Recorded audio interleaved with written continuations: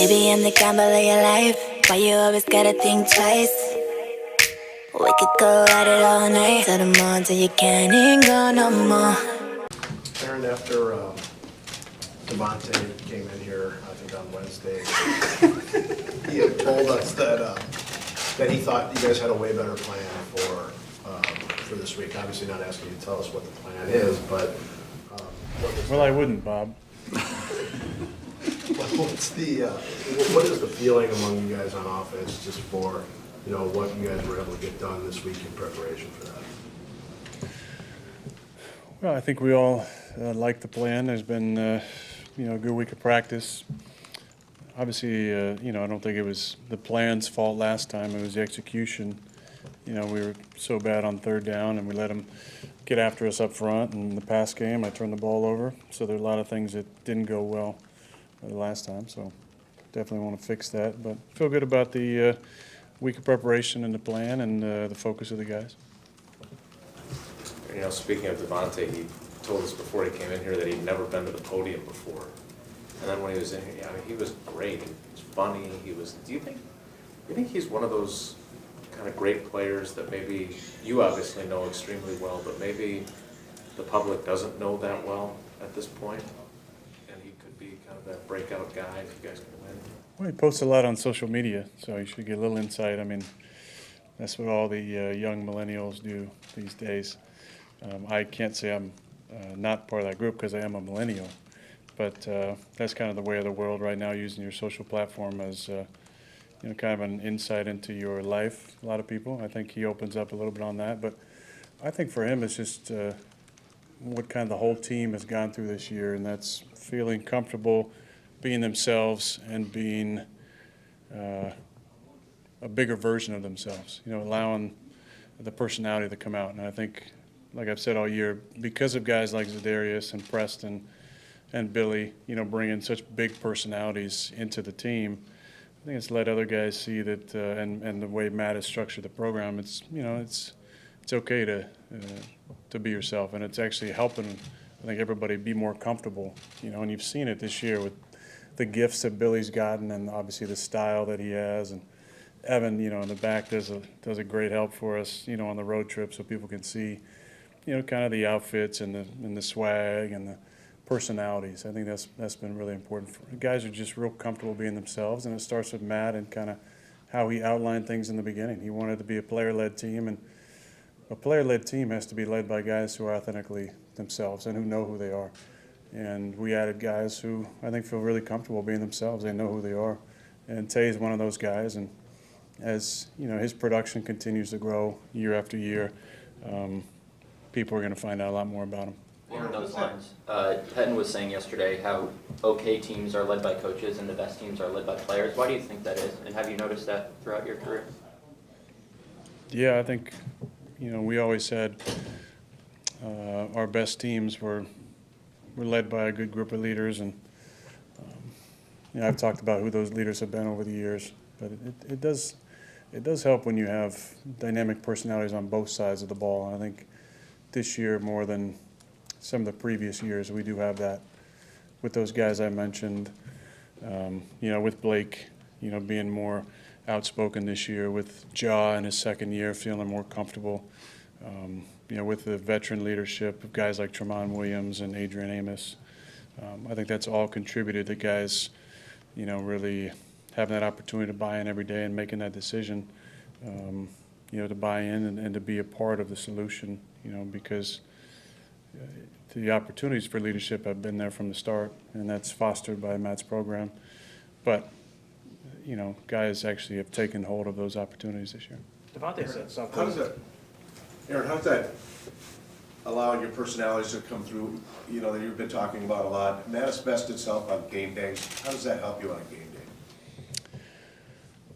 Well, I think the first part is that when you have a lot of guys secure in who they are and being themselves, it takes that insecurity away. And as important as the social cohesion is to a football team, the tactical cohesion is very important as well.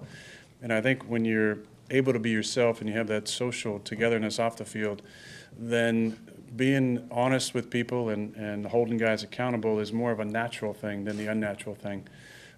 So I really feel like those two go hand in hand. And when you have guys who love each other and appreciate each other and spend time together off the field, it's more of a relationship where you can be honest with that person about what they're doing and ask for feedback in the same way.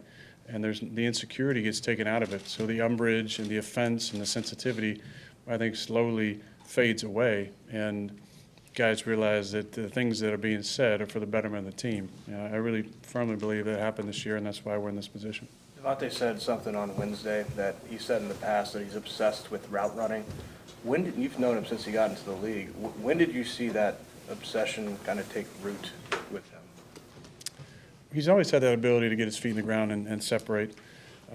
We saw it a few times in 2014 when we needed him to have a big game against certain squads that were trying to take away Jordy and Randall. He obviously had big performances. But I think it was kind of year after year. His mindset was never to be complacent, and the way that he works in the offseason.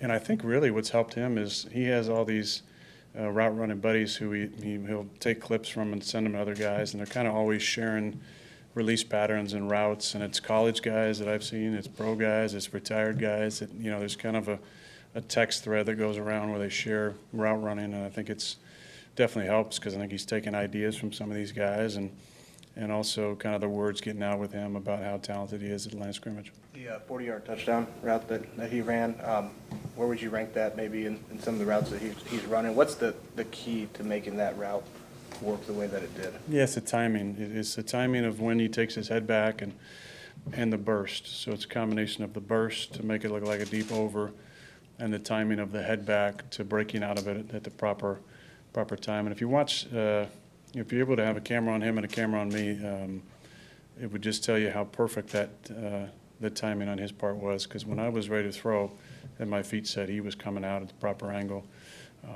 I wouldn't say that's his best route ever. I think he's just run so many fantastic ones over the years. I really like the one he ran against Dallas a few years ago where he kind of faked the slant and went back to the corner and had like a fingertip catch. But he's had a lot of pretty special ones over the years. Aaron, what do you remember thinking about the day in free agency?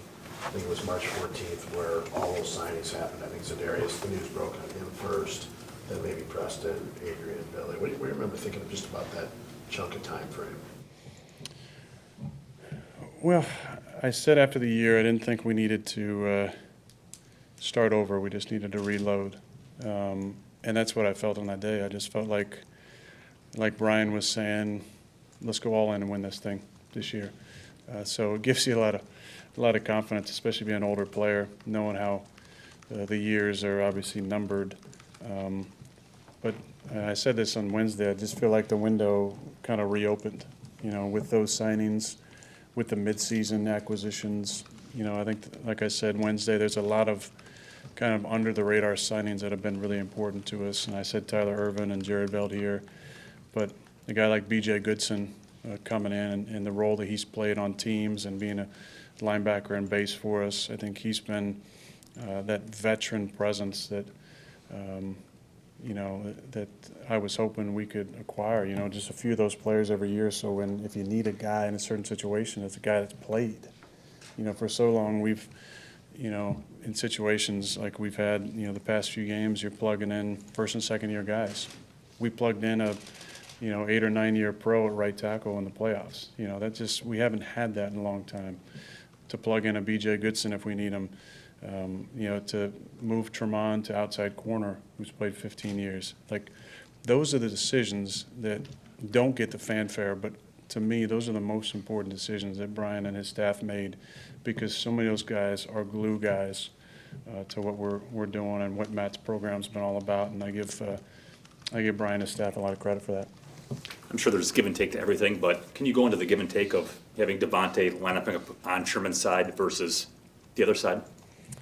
Yeah, well, we're not exactly sure what they're going to do, if they're going to move Sherman around. It seemed like they did that with him, with Thielen a little bit, and kind of rolled some coverage at times to Diggs. Their defense is so talented and savvy. It's not a super complex scheme where they're going to throw a number of crazy blitzes and coverages. They're so good in their base coverages. They've been able to dominate at times doing just that. So I'm not sure if they're going to move Sherm around, but we're for sure going to move Devontae around. I guess what is the drawback of just saying, you know what, we're not going to put Devontae, we're going to put Devontae across or on the other side of him, so he doesn't have to worry about him. What is the, I guess that'd be the common sense thing, but there's obviously a drawback to that, right? Yeah, we just, we want to run our stuff. And when we've been at our best offensively, it's when we've not tried to overly scheme up for a guy. We're allowing guys to catch balls in rhythm. And you might say, well, last game, obviously, you schemed some stuff up for Devontae. And yeah, we did, but it wasn't like we were scheming up a certain side of the field or a certain corner. It was, maybe some routes for Tay where he was 1 or 2 or 3 in the progression. And it just turned out, based on the coverage looks, that he got the look on that play. But I think it's important that you cannot lean too heavily on one player. This offense over the years doesn't really do that. So we're going to, call our stuff, and Tay will be, he'll get opportunities, but we're going to have other guys step up and play well. How well do you know Garoppolo, and what are your thoughts on the season he's had? Yeah, I think he's had a great season. I got to know Jimmy a little bit when he was in the New England groups at the Derby over the years. He's a really fun guy, great guy. I remember teasing him as a young player when he was putting 20s into the machine, and everybody else was putting hundreds. Obviously, he can afford to put hundreds in that betting machine now. But he's had a great season. He's really smart and accurate, tough, and it'll be a fun matchup. This is your 4th time here, your 3rd time in 6 years. Do you find yourself reflecting at all on, during the course of this week, on what's gone right, what's gone wrong in the past at this stage, or is it exclusively you just zone in on this game? I think you always remember the things that happen, the great plays and the frustrating things in the midst of some of those games. Obviously, some, like 14, stick with you more than others. But, it's a different team, a different opponent, obviously a different venue. I've said this before, at some point we're going to need to get one of these at home because the home field advantage is important. But we've won on the road in this environment. We've won in tough environments in the past. We have a lot of veteran leadership. Obviously, I've played in a lot of playoff games compared to the other 3 guys left in the playoffs. So I think we can lean on our experience, and hopefully the efficiency follows. We don't talk to you many Fridays. Is it different vibe around here than a typical Friday? Not just for you, but just as a collective? Not really, Bill. I feel like it's been as normal a week as you can get it. Obviously, there's more of you all in the locker room and around, which I think brings some more attention and excitement to the game. But we're trying to approach it the same as any other week, and I think Matt's done a good job of keeping guys focused. Guys know the importance of the game. We don't need to be reminded about this scenario, but I think there's a anticipation about getting out there for sure. In terms of winning these on the road, is there a difference between winning on the road and losing on the road at this stage, and the difference between the two? Score? Besides the score? Besides the score, in terms of the process. The process? Yeah. I think it's the same recipe to winning on the road during the regular season. You have to go in and start fast, try and take the crowd out of it as much as you can. You realize it's going to be a roller coaster of momentum, as most football games are, especially when you're playing great teams. So you have to kind of ride that wave and make sure you're on the right side of it. Understand the surge is coming at various times throughout the game. We're going to need, obviously, some timely stops from our defense and some important conversions on offense. Key is to, just kind of stay poised, I think, because there will be those huge emotional waves. And if we can stay poised and stay focused and make the plays that are there, I feel like we're going to be in the game and have a great chance to win.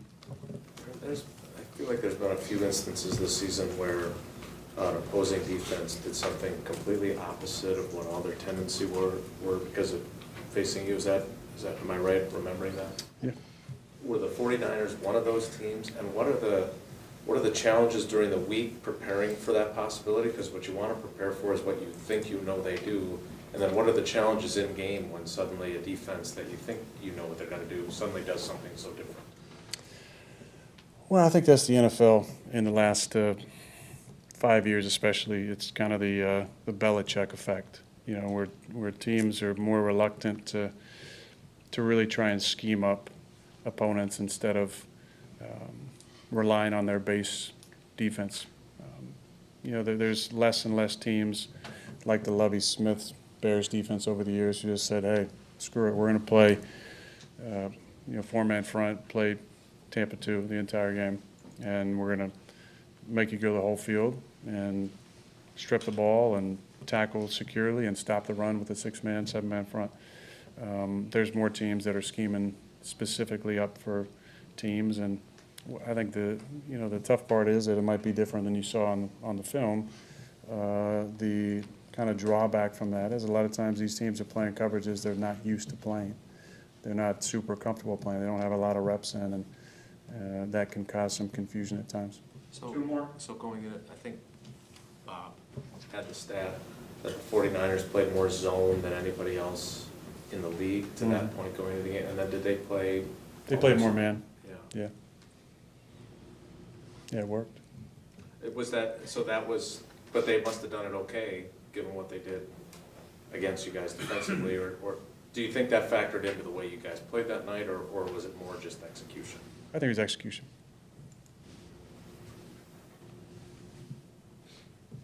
Good. I didn't think I covered this too. I figured we'd have one more from somebody else. That was two. There you go.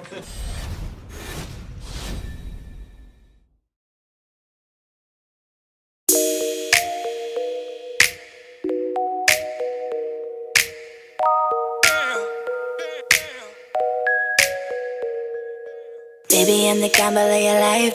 Why you always gotta think twice? We could go at it all night till the morning till you can't even go no more. You like it, don't even deny it.